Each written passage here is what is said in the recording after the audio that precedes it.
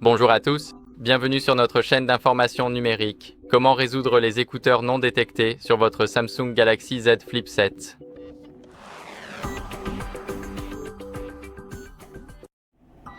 Donc, si vous utilisez un adaptateur USB-C, c'est-à-dire votre port de charge, commençons d'abord par le nettoyer.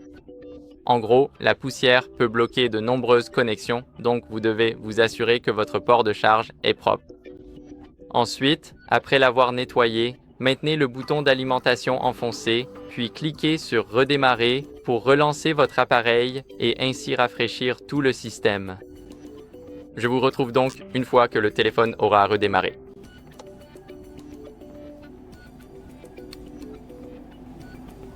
Après le redémarrage du téléphone, vous devez vous assurer d'utiliser soit un adaptateur certifié, soit un adaptateur de haute qualité. Si vous utilisez un adaptateur de mauvaise qualité, cela peut aussi être la cause du problème.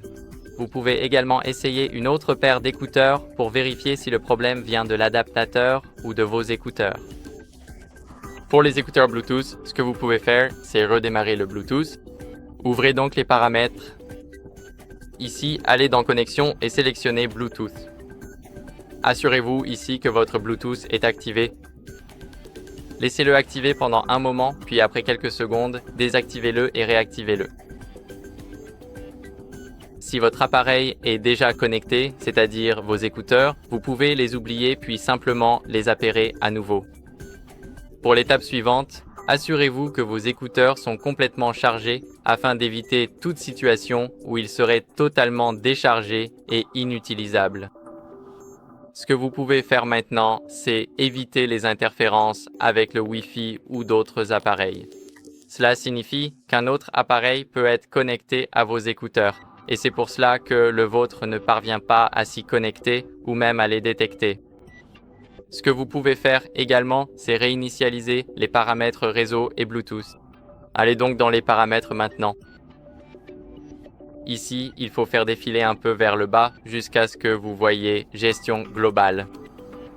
Maintenant, cliquez sur Réinitialiser, puis faites défiler vers le bas pour réinitialiser les paramètres Wi-Fi et Bluetooth, puis réinitialiser les paramètres du réseau mobile.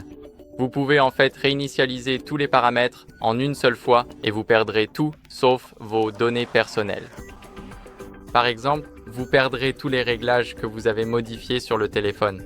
Vous perdrez par exemple tous les appareils connectés, tous les réseaux Wi-Fi enregistrés, et c'est à peu près tout. S'il y a encore des problèmes, je vous recommande alors de vous rendre dans un centre de service pour un contrôle. J'espère que cette vidéo vous a été utile. Si c'est le cas, laissez un like, abonnez-vous et laissez un commentaire, et on se retrouve dans la prochaine vidéo.